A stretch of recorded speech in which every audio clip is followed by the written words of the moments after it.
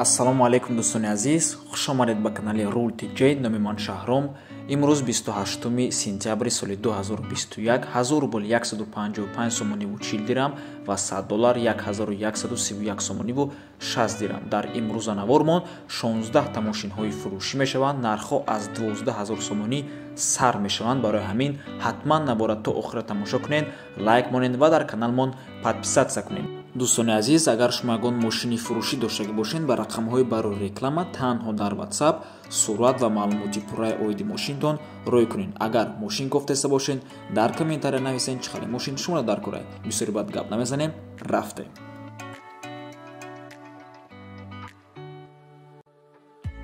Deo Nexi соли барориш 1997, сӯзишвориш газ ва бензин мебошад, объеми мотор 1.5 литр. ҳуҷҷатош тамом шудагиай, нархаш 12000 сомонӣ бо савдо мешавад дар пеши мошин.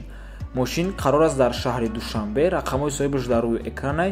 Алиша мешавад бо Opel болои сум дода мешавад.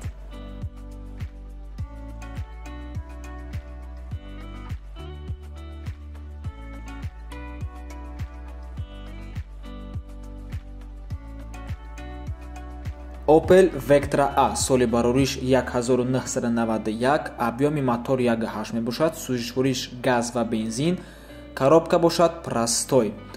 Документҳои солонаш буд шудагӣ, нав мотор кардагиай, нормали состояния, мошин на ходу 12000 сомонӣ мебошад, бо муомилаам дорад.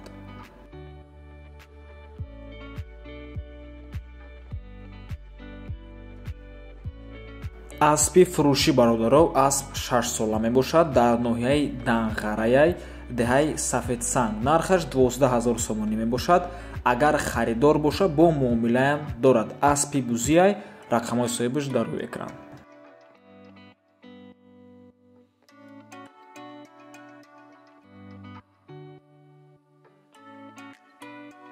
Opel Zafira соли барориш 2002, сӯзишвориш газ ва бензин, объеми мотор 1.6 мебошад, Экотек. ҳуҷҷатош то 2022 сола. хадавои 100%, 4 баллонаш навай, нархаш 50000 сомонӣ мебошад, бо савдаам мешавад.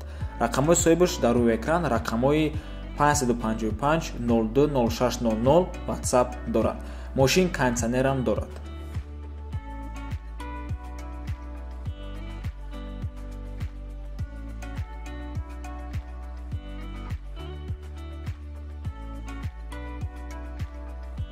Toyota Caldina Caravan, мотор 1.8 литр, соли барориш 1996, газ ва бензин мебошад, сӯзишвориш ҳуҷҷат надорад. нархаш 10000 сомонӣ, коробка автомат, суроғаш дар шаҳри Ваҳда ҷойгир аст.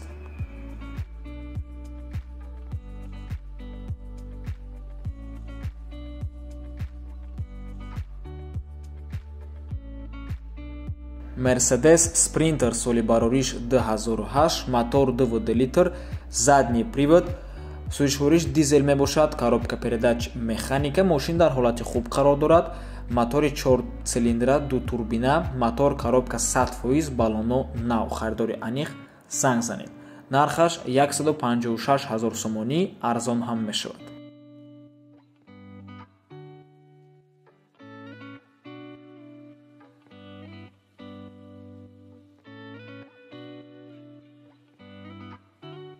Opel Astra G соли барориш 1998, передний привод, 1.6 литр мотор, сӯзишвориш бензин ва газ, коробка передач бошад, механика. мошин дар ҳолати хуб қарор дорад. ҳама 100%, газ ва бензин. илтимос беҳуда занг назанед, фақат харидоро занг занед. илтимос мекунад соҳиби мошин. нархаш 42000 сомонӣ мебошад. ва дӯстони гиромӣ, хотиррасон мекунем ки ай спринтер сар карда, ай Mercedes Sprinter сар карда, то охира ҳама мошинҳо аз шаҳри Душанбе мебошанд. агар аз дигар шаҳр шумо дар кор боша, марҳамат дар комментария нависен, мо ҳатман дастрас карда пешниҳоди шумо мекунем. ва боз хотиррасонтон мекунем ки дар имрӯзанавор мошинҳои намуди Opel бисёранд.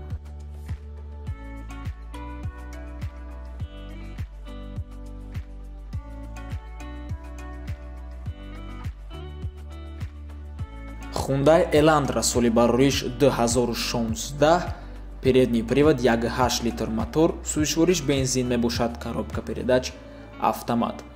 соҳибаш мегӯяд ки мошин вагон гирифтагием, як дастгаштагия бесменшик, мошин тоза, мотор, коробка гарантия, газ зада мешавад, кондитсионер ях. Нархаш 115 000 сомонӣ, арзон ҳам мешавад.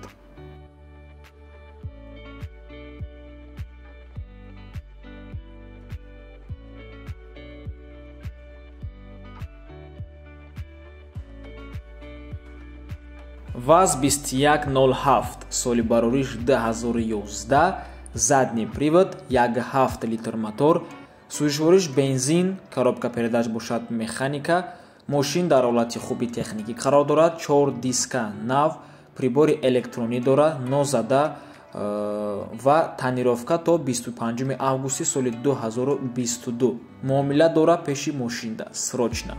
нархаш 35 000 сомонӣ, арзон ҳам мешавад.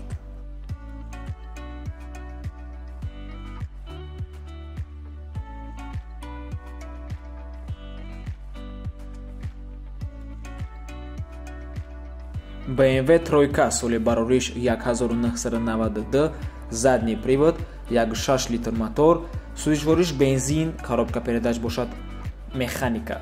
мошин рангаш мокри асфальта, харидори конкретни боша занг зане мега соҳибаш.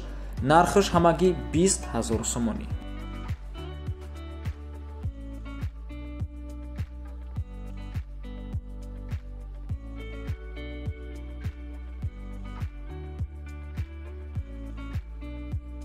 бояд дига BMW тройка ишалакай солуш 2003 мебошад, задний привод, DV 3 литр мотор, сӯзишвориш бензин ва газ, коробка передач бошад механика. мошин дар ҳолати хуби техникӣ қарор дорад, ҳамаи наворотора дорад, обогрев сиденьев, кондитсионер, 100% ҳуҷҷатош 1 сола мебошад. нархаш 55 000 сомонӣ, арзон ҳам мешавад.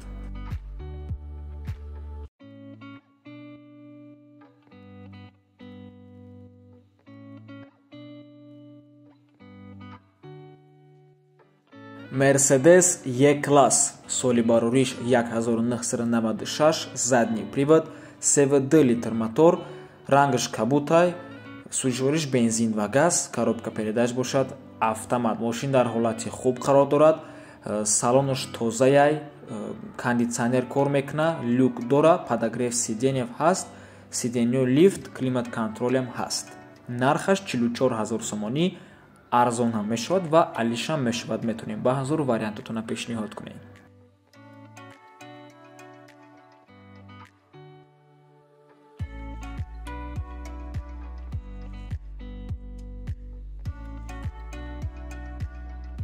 Opel Astra G кузов универсал соли барориш 1999, рангаш сабзай, передний привод, 1.6 литр мотор, сӯзишвориш бензин ва газ, коробка передач бошад механика.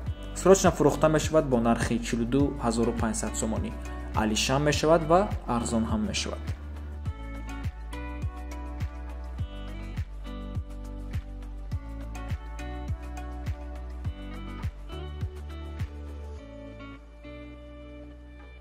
Mercedes-Benz E-класс соли барориш 1996, задний привод, 2 литр мотор, сӯзишвориш бензин ва газ, коробка передач бошад механика. мошин дар ҳолати хуби техникӣ қарор дорад, нархаш 36 000 сомонӣ, арзон мешавад ва алишам мешавад.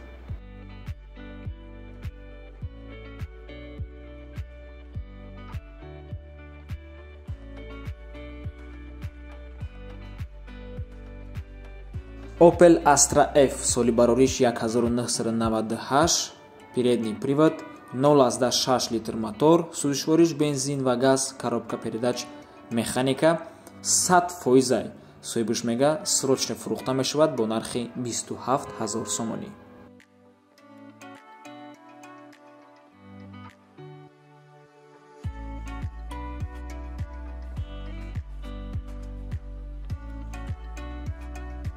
хеле ки гуфтем дар имрӯза навормон Opel бисёра ина марҳамат бояд дига Opel Astra G соли барориш 2001, передний привод, 1.6 литр мотор, сӯзишвориш бензин ва газ, коробка передач бошад механика. соҳибаш мега ки состоянияш зурай, документҳои 1 сола ду намуд диска дора, кондитсионер кор мекунад, срочно сум дар кор шуда, барои ҳамин арзон монда мефурӯшум.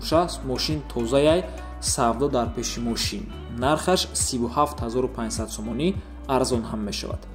ва ин буд охирон мошини фурӯшӣ дар имрӯза навормон. Раҳмати калон дӯстони азиз ки моро то охира тамошо кардем. То боздид, барори кор шумода.